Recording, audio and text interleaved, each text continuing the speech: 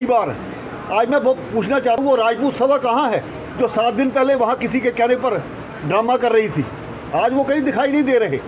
कारण ये है किसी को पैसे दे करके कुछ भी करवा लो। मुझे याद है मैंने 20 साल डेली अप डाउन किया है उधमपुर में और उधमपुर में 2.5 घंटे लगते थे। नंदनी टनल बंद रह जाती थी, नगरोटा में आकर के जाम लग जाता था, 2.5 घंटे गाड़ी स्टार्ट रहती थी। आज 1 घंटे में पहुँचते हैं। अगर 2.5 घंटे का पेट्रोल जो हमारा बचता है उसके बारे में सोचना चाहिए। बरसात के कारण से पुल बह गया, टोल हटाओ 40% तो उन्होंने टोल कम कर दिया। 10 दिन में सड़क भी तैयार कर दी। लेकिन ये कह करके हिंदुस्तान एक मुल्क है, यहाँ पर कह देंगे जो सरकारें चलाते हैं उनको पता है यहाँ पर टोल हट जाएगा, कल को कहेंगे बनतला में हटा दो, परसों। ये कोई पूरे हिंदुस्तान की पॉलिसी है, किसी एक व्यक्ति की पॉलिसी नहीं है। सरकारें जब चलती हैं, मैं अपनी बहनों से कहना चाहता हूँ। नमस्कार, दैनिक शिफ्ट टाइम में आप सभी का बहुत बहुत स्वागत है। सरोड टोल प्लाजा का मुद्दा किस तरह से विवादित मुद्दा था, तो लगातार उसे लेकर कितने प्रदर्शन हुए और बताना चाहेंगे युवा के सदस्यों ने वो इनिशिएटिव लिया और जिसके चलते उन्हें डिटेन करके जेल में भी डाला गया। अल्टीमेटली 5 दिन के बाद जेल से छूटने के बाद बताना चाहेंगे ट्रांसपोर्ट वेलफेयर एसोसिएशन ने भी इंटरवीन किया और उन्होंने 5 सितंबर तक का समय लिया। वो अवधि खत्म हो चुकी है, पर उसके बाद अभी तक कोई भी आउटपुट नहीं आया। धड़ल्ले से टोल लिया जा रहा है, इवन के जो अल्टरनेट रोड था वो भी बना दिया गया। पर उसी के बीच एक विवादित बयान जो कि बताना चाहेंगे पूर्व डिप्टी सीएम रह चुके कविंदर गुप्ता जी की ओर से, उन्होंने कहीं ना कहीं पूरी एजिटेशन पर कोई सवालिया निशान खड़ा कर दिया।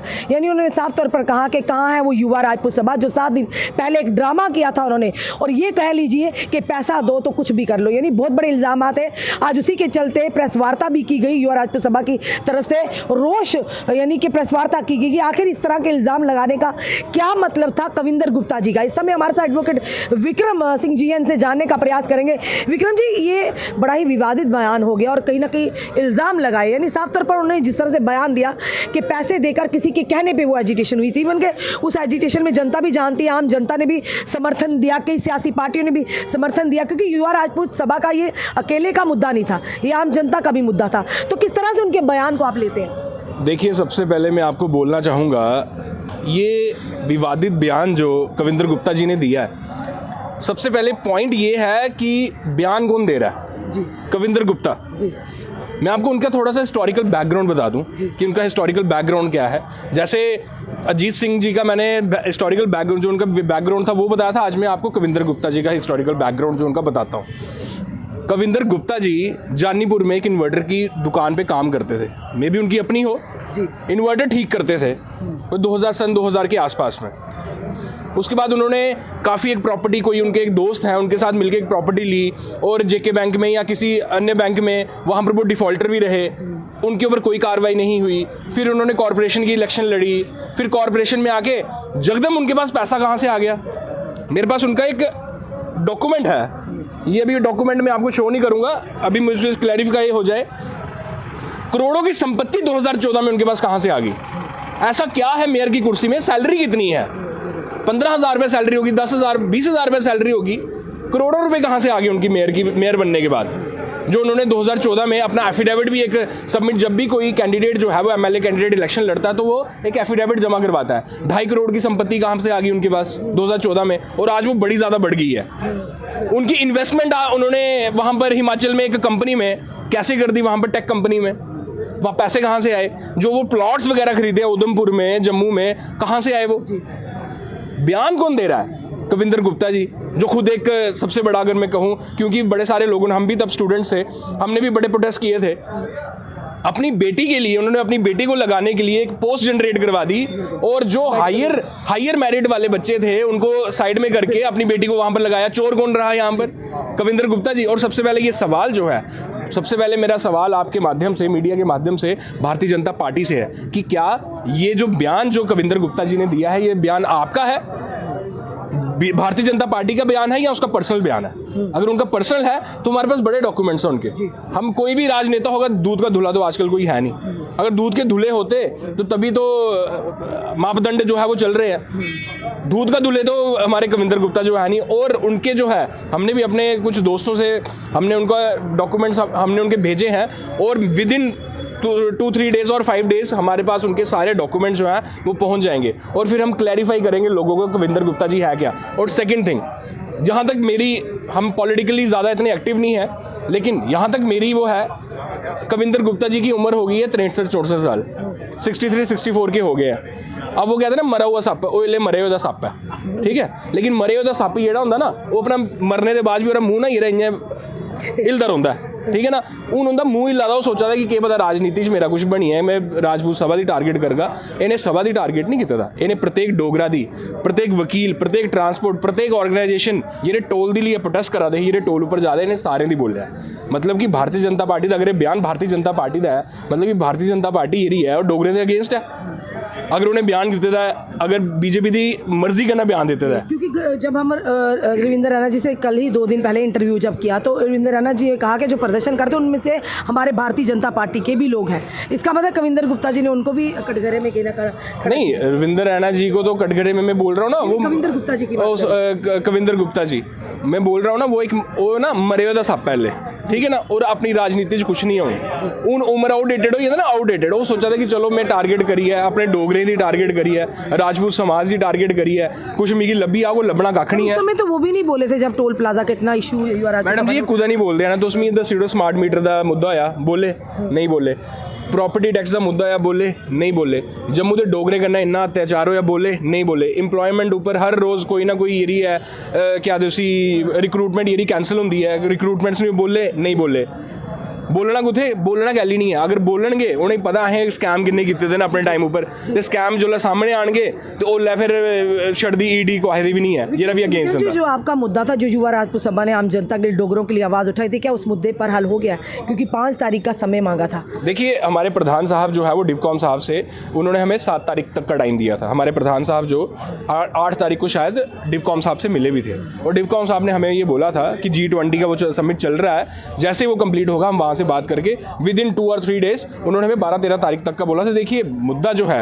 ये बोल रहे हैं जी युवा राजपूत सभा ने क्या किया, 20 से 30% वहाँ पर टोल अभी रिलैक्सेशन है, युवा राजपूत सभा is responsible for that.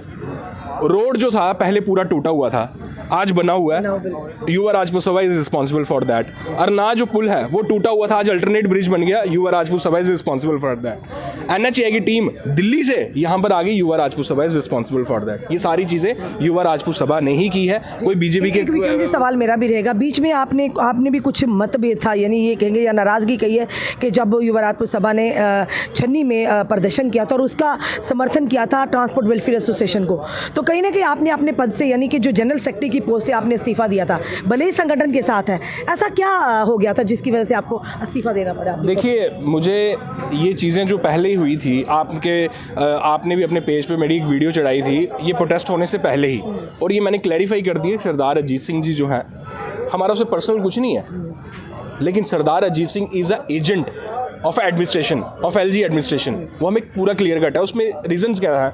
Reasons ये हैं कि रविंद्र रैना जी यहाँ पर बच्चे प्रोटेस्ट कर रहे थे, यहाँ पर प्रेस क्लब के बाहर एस्पिरेंट्स जो है जॉब एस्पिरेंट प्रोटेस्ट कर रहे थे, रविंद्र रैना जी उनसे लिख के दे के आगे कि हम आपकी मीटिंग जो है वो LG साहब से करवाएंगे। आज तक ma'am after passing of months and months आज तक उनकी मीटिंग नहीं हुई है, और 1:30 बजे अजीत सिंह जी फ़ोन करते हैं LG ऑफिस में, वो 4 बजे 5 बजे उनकी मीटिंग फिक्स हो जाती है। वो तो टेबल टॉक कर ज़्यादा विश्वास है, टेबल टॉक में विश्वास रखते हैं। इसी संदर्भ तो वही चल रहा है इसी संदर्भ में मैंने अपना वहाँ पर रोष प्रकट किया था कि मुझे ये नहीं, क्योंकि मुझे पहले से पता था कि ये समझ सिर्फ आपको आई थी युवा राजपूत सभा के बाकी सदस्यों बाकियों का मैं बोल नहीं सकता, बाकी तो उनके समर्थन में उस समय नारे लगा रहे थे। बिल्कुल बाकियों का मैं बोल नहीं सकता, जो मेरा व्यक्तिगत मेरा जो था, इसलिए मैंने रिजाइन किया था क्योंकि मुझे पहले से पता था कि ये सब कुछ होगा, और बाद में वो हुआ भी। और अगर एज अ जनरल सेक्रेटरी अगर मेरी बात का वजन नहीं है तो मैं संगठन में रहना, उस एजिटेशन के बाद, उस जो प्रदर्शन के बाद काफ़ी सारे सवाल युवा राजपूत सभा पर भी उठे, और ट्रांसपोर्ट वेलफेयर कहीं ना कहीं ये भी कहा गया कि युवा राजपूत सभा की जो एजिटेशन को हाईजैक किया गया है ट्रांसपोर्ट वेलफेयर एसोसिएशन की माध्यम से, और जब उनसे बात करो वो कहते हैं हम चाहते हैं कि ऐसी एजिटेशन ना हो जिससे जनता को असुविधा का सामना करना पड़े, टेबल टॉक के बाद खत्म हो जाए, वो उसी पे विश्वास। देखिए मैम, टेबल टॉक हर बंदा, जैसे कविंदर गुप्ता जी हो गए, ये अजीत सिंह जी हो गए, ये सभी डिफ़ॉल्टर्स हैं, एज आपको भी पता है और जन लोगों को भी पता है, और हर साल ये आगे आते हैं फील्ड में, लोगों को बेवकूफ़ बनाते हैं। ये हमारे डोगरे बेवकूफ़ बनते भी हैं, हम बेवकूफ़ बनते भी हैं, और इनको वोट दे के वहाँ वो जिताते भी हैं, लेकिन अपने नाम पे कोई वोट नहीं मांगता। क्या आगे का क्या स्ट्रेटेजी रहेगी? हमारी स्ट्रेटेजी यही है, विद इन 2 और 3 डेज़ हम डिफकॉम साहब से मिलेंगे। जैसे हमारे प्रधान साहब ने आज प्रेस कॉन्फ्रेंस जो की है कविंदर गुप्ता जी के खिलाफ, और उन्होंने बोल दिया है कि विद इन 2-3 डेज़ हम डिफकॉम साहब से मिलेंगे।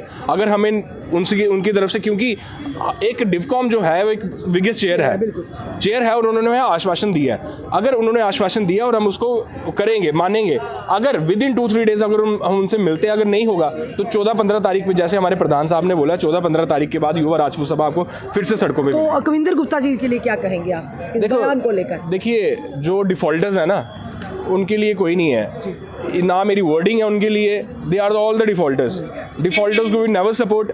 लेकिन हाँ, भारतीय जनता पार्टी को मैं ज़रूर बोलूँगा, जो उनके स्टेट प्रेसिडेंट हैं, जो उनके आला कमान के जो लोग हैं, उनसे ज़रूर बोलूँगा कि क्या ये क्लैरिफाई करें कि क्या ये जो बयान जो कविंदर गुप्ता जी ने दिया है, ये बीजेपी का बयान है या कविंदर गुप्ता का पर्सनल बयान है। अगर कविंदर गुप्ता का पर्सनल बयान है तो उनके खिलाफ सख्त से सख्त कार्रवाई हो।